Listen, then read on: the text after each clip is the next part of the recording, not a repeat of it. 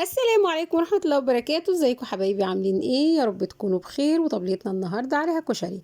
ايوه، غلبته كتير بس في الطعم خطير، منقدرش نستغنى عنه. ومعانا رز مغسول، ومعانا حمص برضو منقوع ومغسول، ومعانا البهارات، ومعانا توم وبصل وطماطم وخل وبابريكا مدخنة وبهارات تاني عشان الدقة، ومعانا مكرونة سباكيتي وعدس بجبة ومعلقتين زيت وشعرية ومكرونة مقصوصة، سواء نوع واحد أو نوعين على حسب الرغبة بس تكون صغيرة. ومعانا هنا اللي نحط الحلة على النار ونحط عليها الحمص دوت أنا بنقعه، بس بنقعه في مية مغلية عشان لما نيجي نسلقه ما يعملش الريم بتاعه.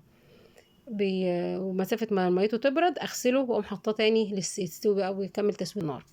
وفي حلة تانية هنحط مكرونة الاسباجيتي في المية مغلية ودوبك تاخد غلوة، ونحط عليها المكرونة التانية. وهنا مش هنسوي المكرونة تسوية كاملة، لا هنخليها 3/4 سوا. وبعد ما تاخد التسوية بتاعتها هنصفيها ونحط عليها معلقتين زيت ونقلبها. معلقتين الزيت دولت بتفرق في المكرونة جدا، هتخليها مفرفرة معاكي، مش هتبقى متماسكة كده وتيجي تغرفي الكشري كل ما تغرفي منه تضايقك، لا هتبقى مفرفرة كده وجميلة. وفي حلة تانية على النار هنحط مادة دهنية، هي طبعا زيت. هنحط بصل، والبصل هنا هنغمقها، مش هنخليها فاتحة زي كل مرة تشويحة، لا هنديها نغمقها شوية. وبعد كده نكون جايبين العدس برضو نقعينه ونديله تشويحة على النار، ونصلي على الحبيب قلبك يطيب، واللهم صل وسلم وبارك عليك يا سيدي يا رسول الله. وبعد ما يتشوح هنحط المية بتاعته ونسيبه يتسوي. وعلى ما يستوي نكون احنا ايه حمرنا الشعرية، وبعد كده نحطها على العدس ونحط الرز. في ما بيحطش خطوة الرز على العدس دي، بس فعلا انتوا لو جربتوا الطريقة دي، الرز مع العدس مع الشعرية مع البصلة، بجد هو يتاكل لوحده بدون من غير اي حاجة، من غير ما نقول بقى صلصة وكشري والكلام ده، بجد طعمه جميل جدا.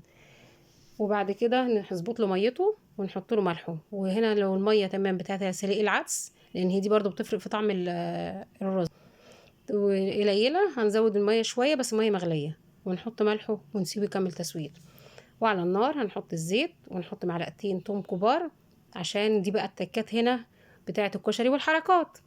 لما التومة تبتدي تخش في الإصفرار كده هننزل بمعلقة الكزبرة.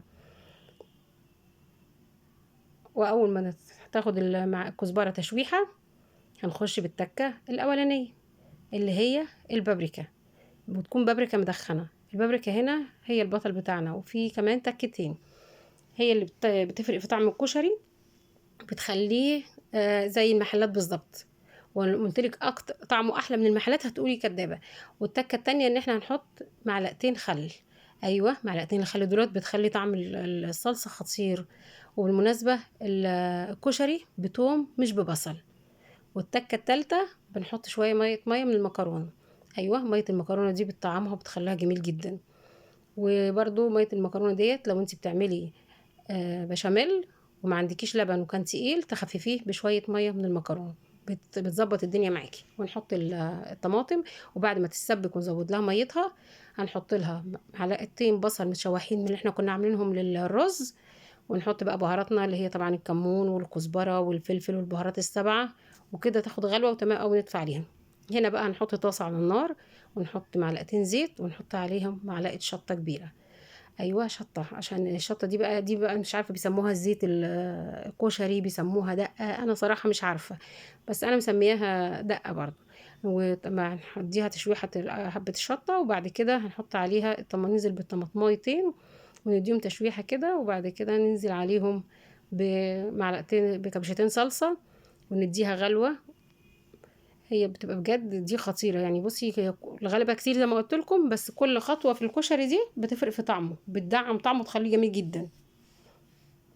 وهنا بعد كده بنحط له الملح والكمون ويدوبك ياخد غلوة ونطفي عليه، ويبقى كده تمام قوي. هنخش بقى على الدقة اللي هي البطل بتاعنا، الدقة العادية، بس انا ما بحبش اعملها اللي هي بتبقى على النار بتوم وزيت وخل، لا بتبقى تقيلة بقى. طبعا محمرين بصل طبعا، فالزيوت هنا كتير قوي، فانا بحب اعملها في الحمص كده. والحمص زي ما قلت لكم انا غليته الاول وانا صفيت ميته وغسلته وما برد، وبعد كده حطيته تاني يسيبه عشان يشيل الريم بتاعه.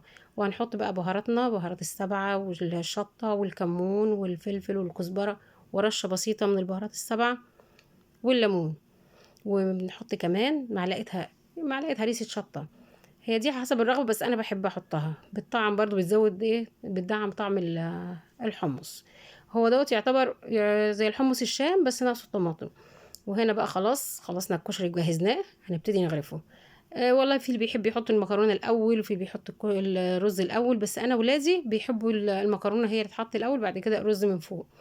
بعد كده نحط الصلصة على وش الكشري بتاعنا، وبجد لو كلتوه طعمه خطير هيعجبكم جدا.